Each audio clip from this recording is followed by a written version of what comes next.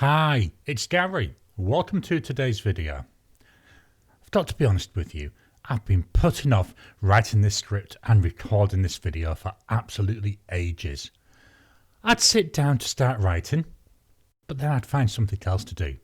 And to be honest, they weren't things that were important. It was just anything else other than sitting down and writing this script.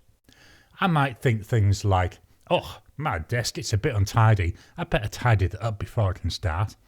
Or, oops, didn't get a drink. I better go and get one. Or even things like, I bet there's something interesting on Facebook that I might be missing. I would do anything else other than sit down and write this script. And what's worse, when I did sit down, it was actually dead easy to do. The words that just flew from my fingers and onto the screen. I'd spent absolutely ages avoiding doing this one task. I was wasting time. I was wasting my effort. I was doing anything other than what I was meant to be doing. I was adding absolutely no value to my life. And this is a classic case of procrastinating. When I look at things that make me procrastinate, well, they boil down really into three very simple areas. I either don't understand what I'm going to do, I wasn't engaged with what I'm going to do, or some other shiny thing comes up and grabs my attention. Now, I will be honest, I have misled you slightly here. I didn't procrastinate about this task. I'm only using that as an example. I had this scheduled, I sat down and I wrote it, and it was easy to write. So let's spend a little time looking at those three reasons that I tend to procrastinate.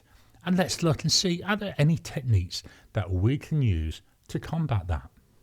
The first one, it's I didn't understand what I was going to do.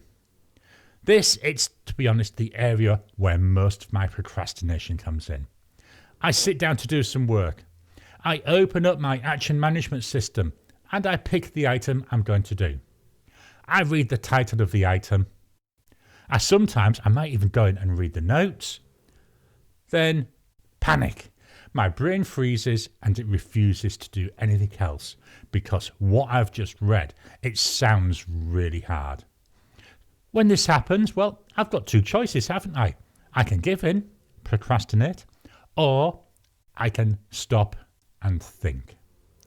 And it's this second action, this stopping and thinking, that really helps me. When I now read an action, instead of freezing, what I try to do is spend just a minute or two to think about what the action means.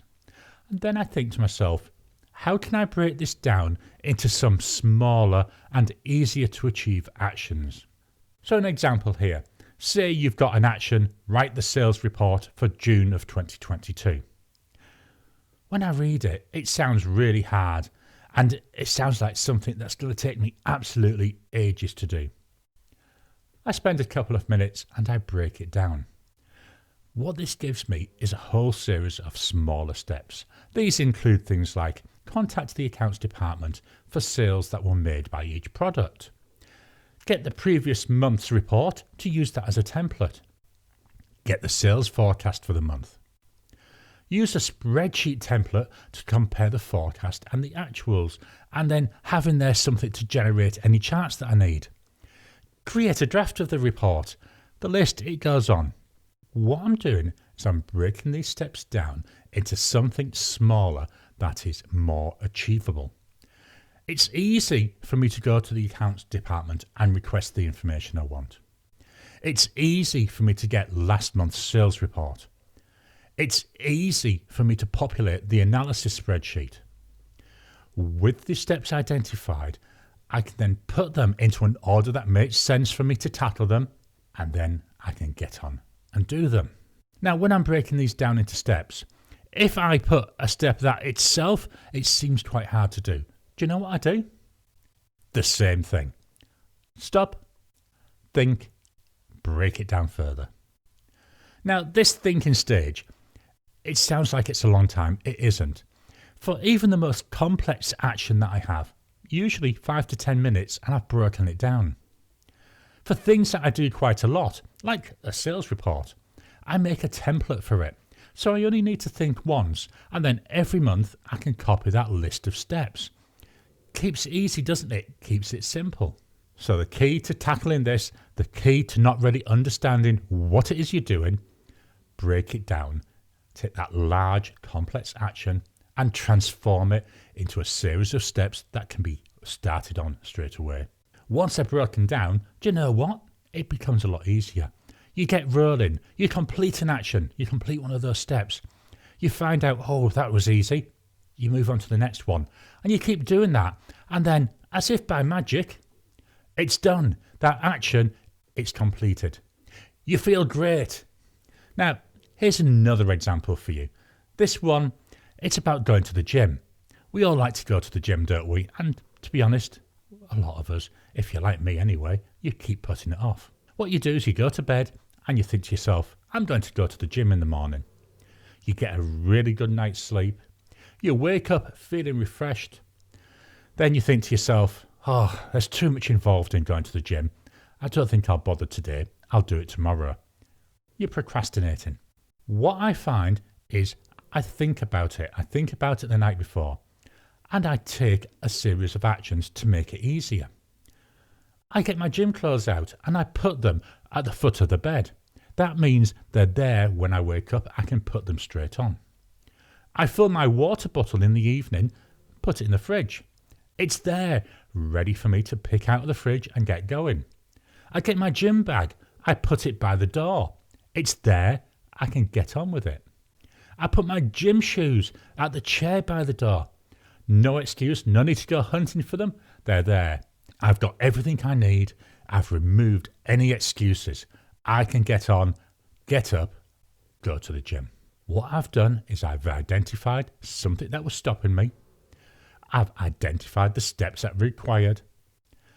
I've done the preparation work. So the night before going to that gym, I've got everything ready. So I don't have to think about it in the morning. I can just get up, put on the clothes, grab the water bottle, put it in the bag, out the door we go.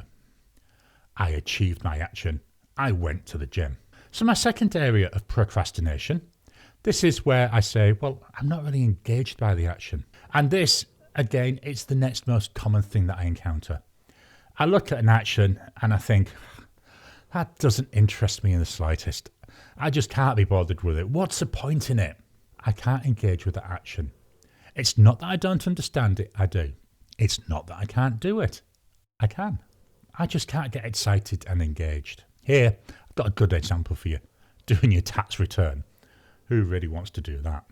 With this, what I do is I use the technique of a reward. Now, I'm a strong believer in rewards. And these rewards, they don't have to be something big, but they have to be something that you like, something that motivates you.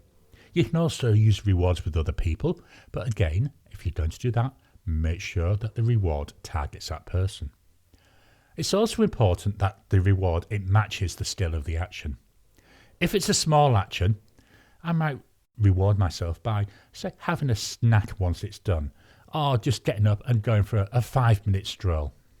For something medium-sized, maybe it's a small project, what I may do is reward myself with a bottle of wine, or maybe a trip to the coffee shop. And this is where that tax return fills in with me.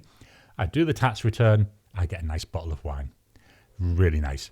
I love the wine, so I do the task that I find boring. Now, for larger, more complex projects, things that might go on for weeks, what I do is I may reward myself with a weekend away, or I might buy a new gadget or a new fountain pen. It's got to be something that matches the effort I've put in. I then write down that reward.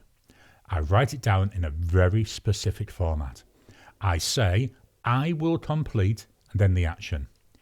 By, and then a deadline date, and will reward myself with whatever my reward is. So, an example, I will complete my tax return by Friday at 5 p.m. and will reward myself with a bottle of Yalumba Viognia wine. I've made a very specific commitment to myself. I've written it down. I put it somewhere where I can see it every day. I've got the motivation to get on. I do it and I achieve the action. So my final area of procrastination, other shiny things. I don't know about you, but I find these really easy, really hard to avoid. And really, in one respect, they're a combination of the previous two items. But I just find these are things that I notice more. So these are things like distractions. And they could interrupt me. They could take me out of my flow. Now, it could be things like emails, messages, social media, people walking by my desk, something outside that's making some noise, any noise going on in the office, even a thought, it jumps into my head. The techniques from the previous two areas, they can work very well with this. But some other easy things that you can be doing. Close your blinds so you can't see outside the window. Turn off notifications on your phone, on your computer. Turn your phone to Do Not Disturb. Nice and easy to do. Most phones support that. Uninstall social media apps. Make it a little bit harder to get into Facebook. You're not likely to do it as quickly. Wear headphones. This is a top tip from Gary. When I worked in an office, I used to keep headphones on all the time. They weren't actually plugged into anything. People would come up to me, see that I've got headphones on, assume I'm listening to something, and they wouldn't disturb me. If it was something important, they'd come and tap me on the shoulder. But by having those headphones on, people assumed I was doing something else. Another area you can try something, put a little sign up around your office, around your cubicle. Do not disturb. It's a nice visual hint for people. If you can you go and work somewhere slightly different, either in a quiet room or a small meeting room, to get rid of any noise so you can concentrate? Now, for me, this doesn't work, but there are some white noise apps out there which you play and they generate a very undistracting, I think it's the best way to say it, noise. Can be helpful if you think there's a lot of noise distracting you. How about using some noise cancelling headphones? That way you're reducing that external noise. Now there's just some ideas. There are loads of other ways. This is where you can be creative and you can come up with things that are easy for you to do, but that help to reduce distractions. So to summarise all this, procrastination, it's a very real problem. And to be honest, we all suffer from it. But it's something that we can easily take steps to try and address. The key is to try and understand why you're procrastinating. As I said, for me, I had these three areas that I found. Are you procrastinating because you don't understand the action or the project? Stop, think, break it down into smaller steps. Is it that you can't get engaged? Well, how can you reward yourself? How can you boost your motivation, boost your desire to get on and do the action? Is it because of other shiny things? Well, what can you do today to remove that distraction? By understanding the reason why we're putting things off and using appropriate techniques, we're able to boost what we're doing, boost our productivity, and get the results we deserve. I hope you've enjoyed today's video. Do you find procrastination an issue for you? Have you got any other techniques that I haven't covered that you think might help other people? Please drop a comment down below. Let's kickstart the conversation. Please hit the thumbs up button every time you like, every time you comment. Just helps with the YouTube algorithm. If you haven't already, please subscribe to my channel so that you can get new videos as I release them. I'll talk to you again soon.